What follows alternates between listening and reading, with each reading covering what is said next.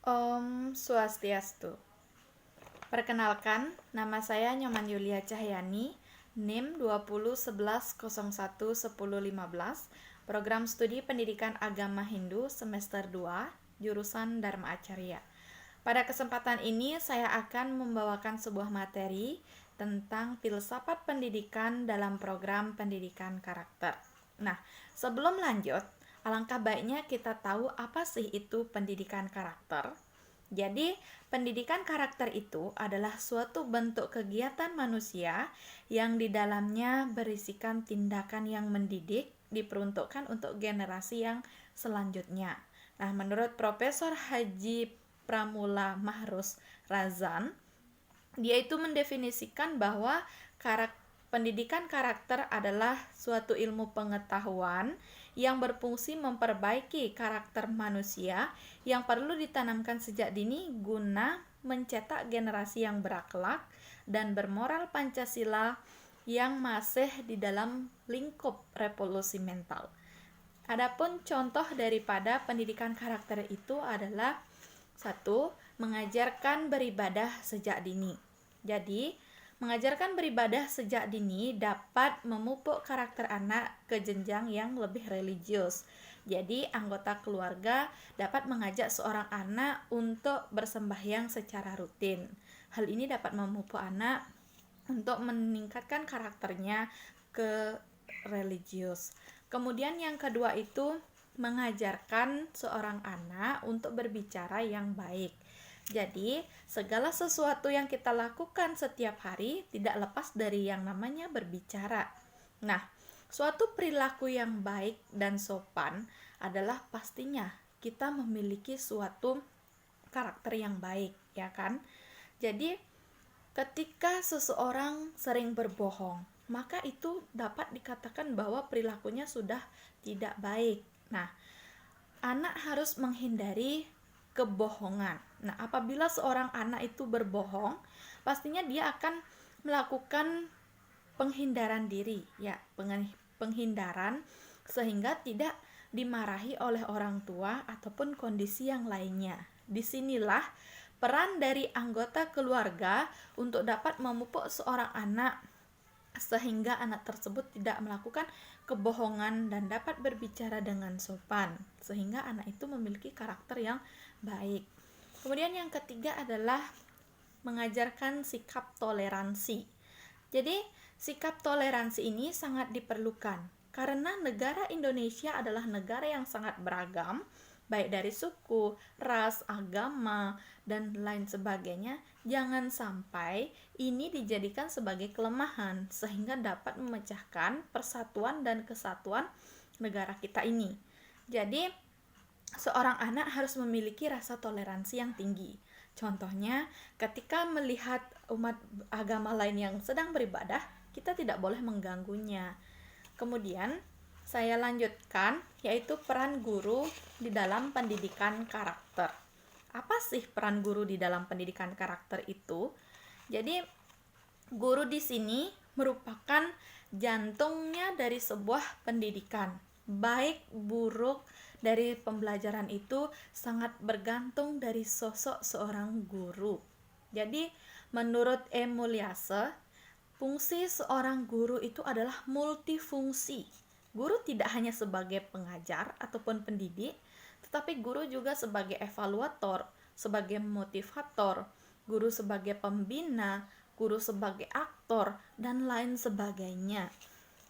Dan menurut Likona, sekolah dan guru harus mendidik karakter, khususnya melalui pengajaran yang dapat mengembangkan rasa hormat dan rasa tanggung jawab. Nah, di sini peran guru itu sebagai model di dalam pendidikan. Jadi, model itu adalah bagaimana cara guru mengajar kepada peserta didik. Apakah guru itu mengajar dengan model dia itu ceramah, dia mengajar dengan model menggunakan PowerPoint, dia modelnya menggunakan metode tanya jawab, ataupun yang lainnya. Kemudian ada pun beberapa peran guru di dalam pendidikan karakter, yaitu guru sebagai perencana pendidikan atau guru sebagai perancang pendidikan atau designer of instruction.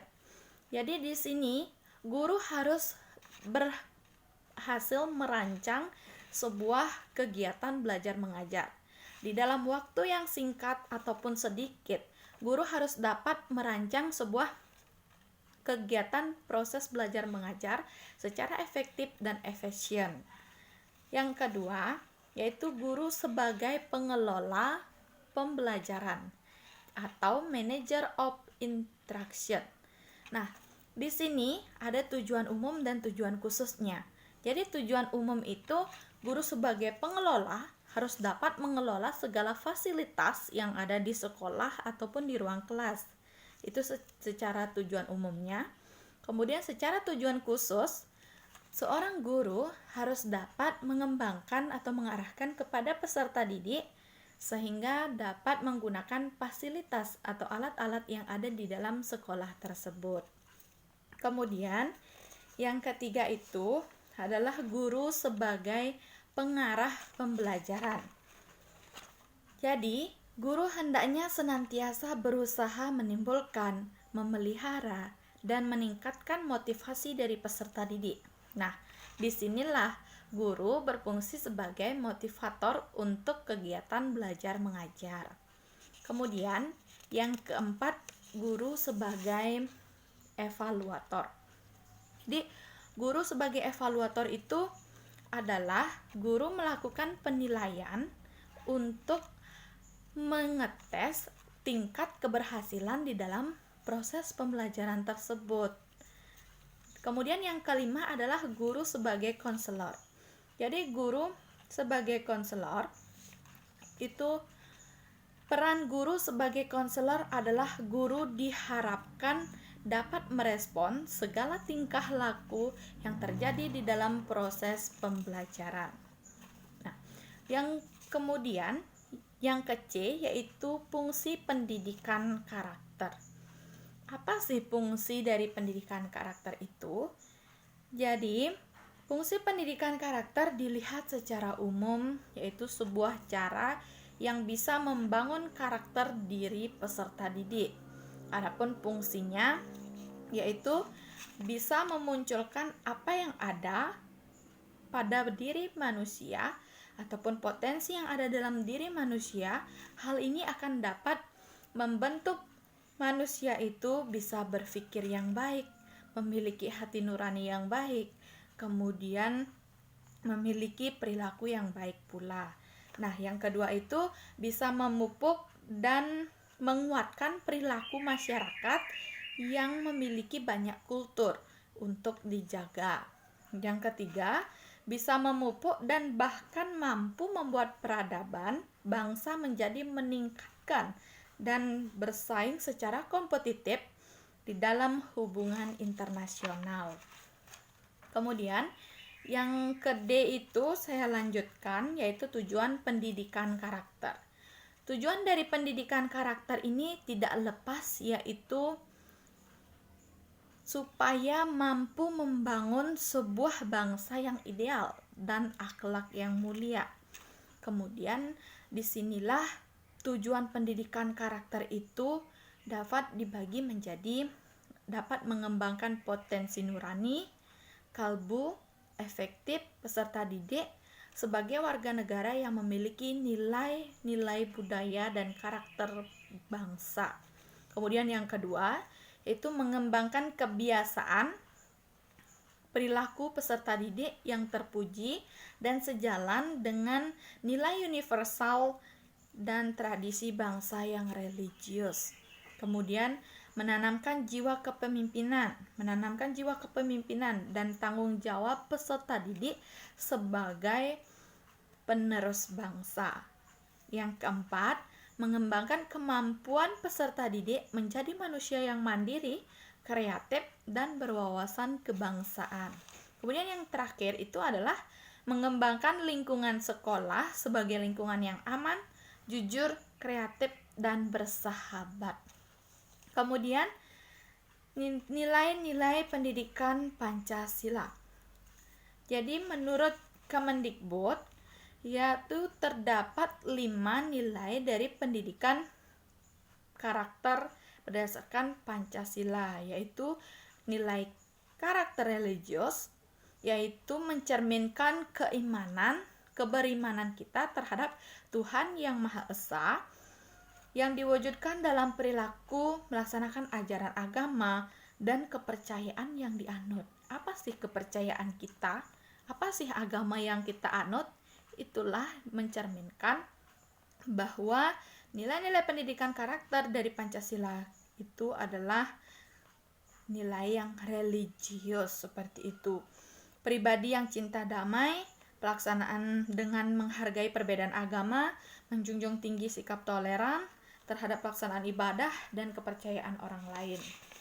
Kemudian yang kedua itu ada nilai karakter nasionalis, yaitu karakter nasional yang ditunjukkan melalui sikap aspirasi budaya bangsa sendiri, menjaga kekayaan budaya bangsa, rela berkorban, menjaga lingkungan, taat hukum, disiplin, menghormati keberagaman budaya, suku, dan agama. Yang ketiga itu adalah nilai karakter integritas, upaya menjaga diri sebagai orang yang selalu dapat dipercaya dalam perkataan, tindakan, dan pekerjaan, memiliki komitmen dan kesetiaan pada nilai-nilai kemanusiaan moral.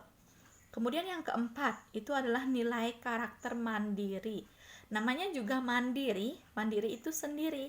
Jadi sikap dan perilaku kita tidak bergantung pada orang lain dan menggunakan segala tenaga, pikiran, dan waktu untuk merealisasikan harapan, mimpi, dan cita-cita. Nah, kemudian yang terakhir itu adalah nilai karakter gotong royong. Gotong royong itu adalah tindakan menghargai semangat kerja sama dan bahu-membahu menyelesaikan persoalan bersama, menjalin komunikasi dan persahabatan, serta pertolongan pada orang-orang yang membutuhkan. Nah, jadi pertolongan pada orang-orang yang membutuhkan itu contohnya seperti ketika seseorang ada yang terkena musibah seperti tanah longsor, rumahnya kebakaran, maka kita harus bekerja sama untuk memberikan sumbangan kepada mereka. Ya, setidaknya kita memberikan sumbangan berupa uang ataupun berupa harta benda yang kita miliki. Secara berkelompok kita sumbangkan seperti itu. Baiklah, sekian pemaparan materi yang dapat saya jelaskan. Sekiranya pasti ada kesalahan kata atau kekurangan materi, saya mohon maaf. Saya tutup dengan menghaturkan Paramesanti. Om Santi Santi Santi Om.